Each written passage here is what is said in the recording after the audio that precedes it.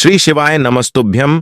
हर हर महादेव। दोस्तों, आप सभी लोग जानते हैं कि 20 सितंबर 2024 यानी शुक्रवार को संकष्टी चतुर्थी पड़ रही है। दोस्तों, यह जो संकष्टी चतुर्थी है वह भाद्रपद महीने में पड़ने वाली सबसे बड़ी संकष्टी चतुर्थी है, क्योंकि यह भाद्रपद महीने में पड़ रही है। और आप सभी लोग जानते हैं कि यह जो 4 महीने होते हैं वह भोलेनाथ को बहुत अधिक प्रिय होते हैं, जिसका बहुत ही बड़ा और विशेष महत्व होता है। और ऐसा दिन पूरे साल में सिर्फ एक ही बार आता है। और दोस्तों, आप सभी लोग जानते हो कि भाद्रपद महीने के शुक्रवार संकष्टी चतुर्थी का अगर सबसे बड़ा कोई उपाय है तो वह 5 हरे मूंग के दाने वाला उपाय है। तो दोस्तों, इस भाद्रपद महीने के शुक्रवार संकष्टी चतुर्थी के दिन आप लोगों को इस 5 हरे मूंग के दाने वाले उपाय को जरूर करना है। बहुत सारे लोग होंगे जिन लोगों ने इस उपाय को ना किया हो, मतलब पूरा साल निकल गया और उन्होंने किसी भी दिन इस 5 हरे मूंग के दाने वाले उपाय को ना किया हो। पर दोस्तों, 20 सितंबर 2024 भाद्रपद महीने के शुक्रवार संकष्टी चतुर्थी के दिन आपके पास एक आखिरी मौका बचा हुआ है। तो इस दिन आप लोगों को इस वाले उपाय को जरूर कर लेना है। भले ही आपने पूरे साल भर अभी तक इस उपाय को ना किया हो, पर अगर आपने इस भाद्रपद महीने के शुक्रवार संकष्टी चतुर्थी के दिन इस वाले उपाय को कर लिया तो आपको इस उपाय को करने का वह फल मिलेगा जिसकी आपने कभी कल्पना भी नहीं करी होगी। इसीलिए आप लोग इस वाले उपाय को एक बार जरूर कर लेना, ताकि आप लोगों के हाथ से यह मौका ना जा सके और आपको इस उपाय को करने का फल मिल सके। दोस्तों, यह उपाय पंडित जी ने अपनी अभी की ही शिव महापुराण की कथा में बताया है, जिस उपाय को आज हम आपको बहुत अच्छे से समझाने वाले हैं। इस वीडियो को देखने के बाद इस उपाय को समझने के लिए आपको कोई और वीडियो को देखने की जरूरत नहीं पड़ेगी। तो चलिए दोस्तों, उपाय को शुरू करते हैं।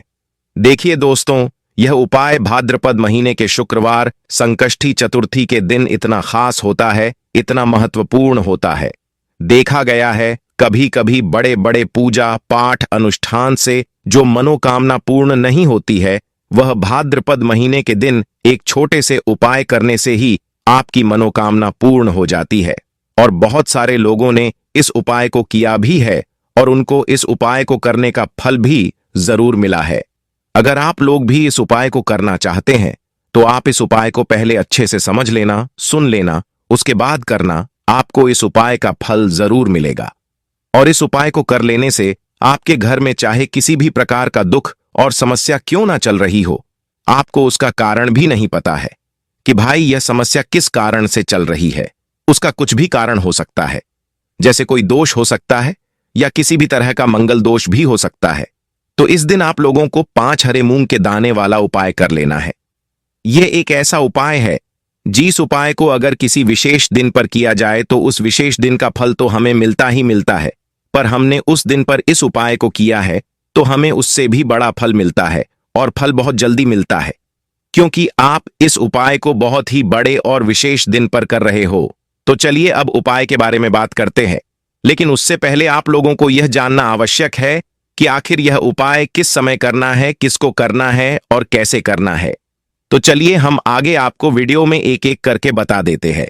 लेकिन उससे पहले अगर आप लोग हमारे चैनल पर नए हैं तो हमारे चैनल को सब्सक्राइब कर लेना और इस वीडियो को लाइक करके कमेंट बॉक्स में श्री शिवाय नमस्तुभ्यम ओम नमः शिवाय जरूर टाइप कर देना।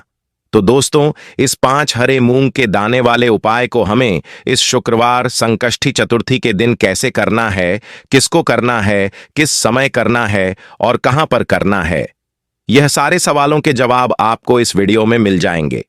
और जो यह वीडियो देखेगा उसको 5 हरे मूंग के दाने वाले उपाय को जरूर करना चाहिए, क्योंकि इस दिन 5 हरे मूंग के दाने का भी बहुत ही बड़ा और विशेष महत्व होता है। और जब बात आ जाए 5 हरे मूंग के दाने की तो यह सोने पे सुहागा वाली बात हो जाती है। और यह इस भाद्रपद महीने के शुक्रवार संकष्टी चतुर्थी का एक बहुत ही बड़ा उपाय हो जाता है।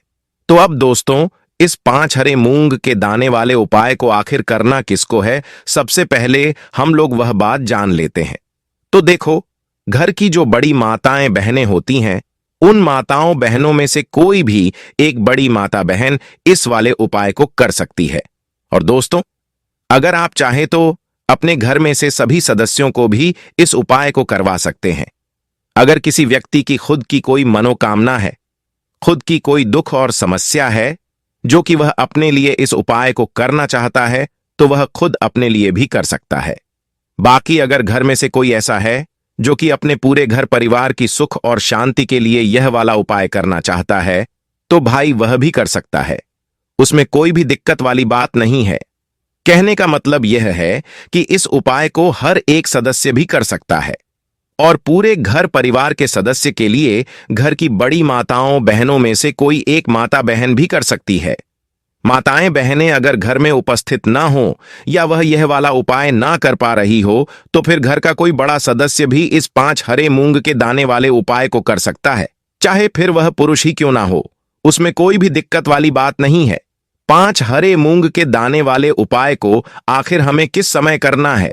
सुबह के समय करना है कि शाम के समय करना है? तो देखो, इस वाले उपाय को आप लोग सुबह के समय भी कर सकते हो और शाम के समय प्रदोष काल में भी कर सकते हो। अब अगर आप पूछो कि भाई इस 5 हरे मूंग के दाने वाले उपाय को करने का सबसे उत्तम समय कौन सा रहेगा, तो हम आपसे बस यही कहेंगे कि इस उपाय को आप सुबह के समय करेंगे तो ज्यादा बेहतर होगा। बाकी अगर प्रदोष काल शाम के समय भी करेंगे तो भी अच्छा होगा। उसमें कोई भी दिक्कत वाली बात नहीं है। तो अब दोस्तों, जो अगली सबसे बड़ी और महत्वपूर्ण बात आती है वह यह आती है कि अगर सुबह हम इस उपाय को करेंगे तो हमें कितने बजे से लेकर कितने बजे तक के बीच में करना है, और शाम के समय प्रदोष काल में करेंगे तो हमें कितने बजे से लेकर कितने बजे के बीच में करना है। तो देखो, सुबह जितनी जल्दी हो सके आप उपाय को करने की कोशिश करना। बाकी अगर किसी कारणवश लेट भी हो जाओ, थोड़ी देर भी हो जाए, तो 10 या 12 बजे तक भी आप उपाय कर लेना, पर 12 बजे से ज्यादा देरी ना हो, इस बात का ध्यान रखना। उसके बाद में अगर शाम के समय प्रदोष काल की बात करें, प्रदोष काल का जो समय होता है वह शाम के 6 बजे से शुरू हो जाता है।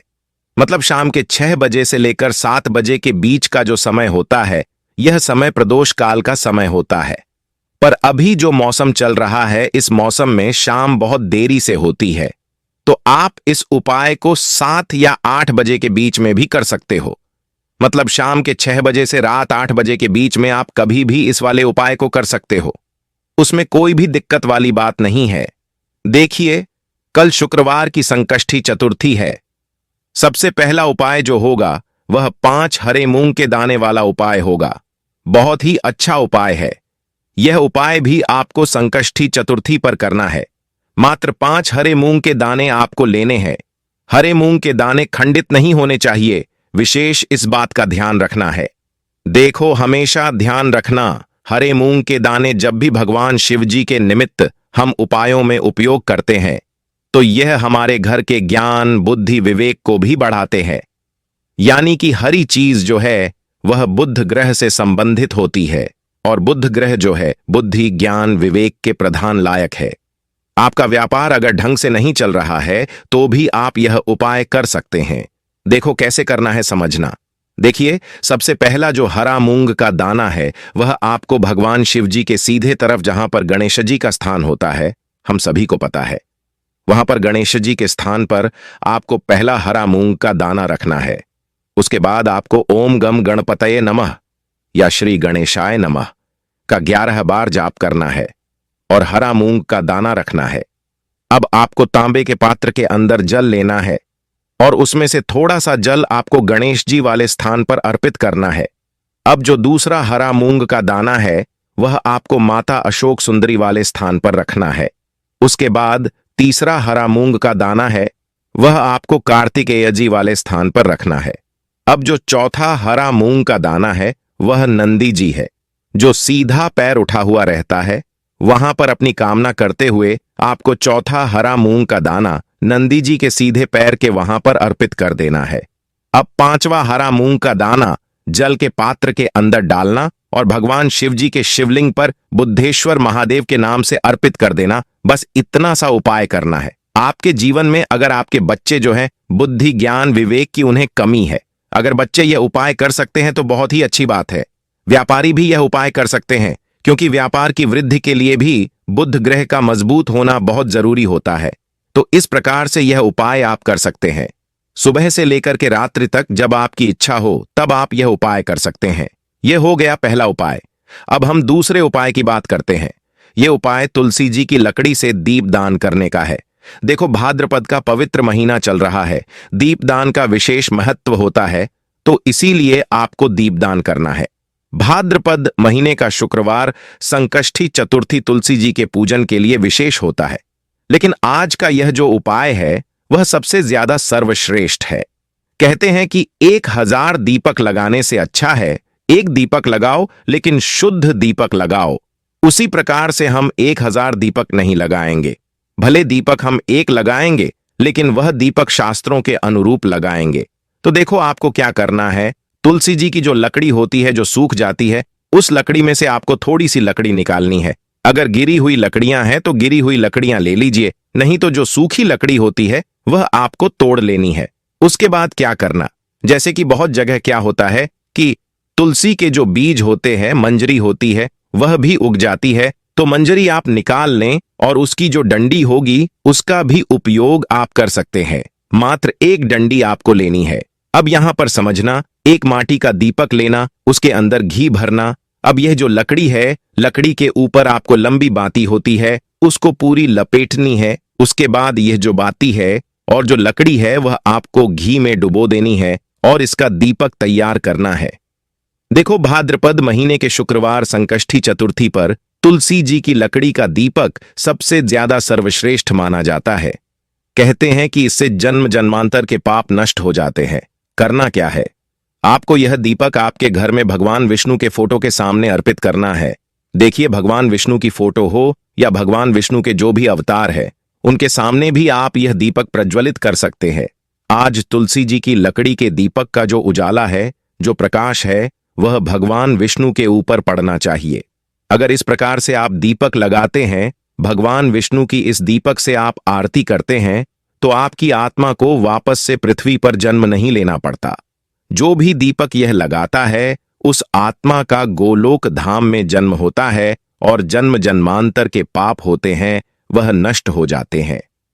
पूज्य पंडित जी कहते हैं कि स्कंद पुराण का जो सावन खंड है उसमें वर्णित है 24 प्रकार के दीपक का दान भाद्रपद महीने में करना चाहिए।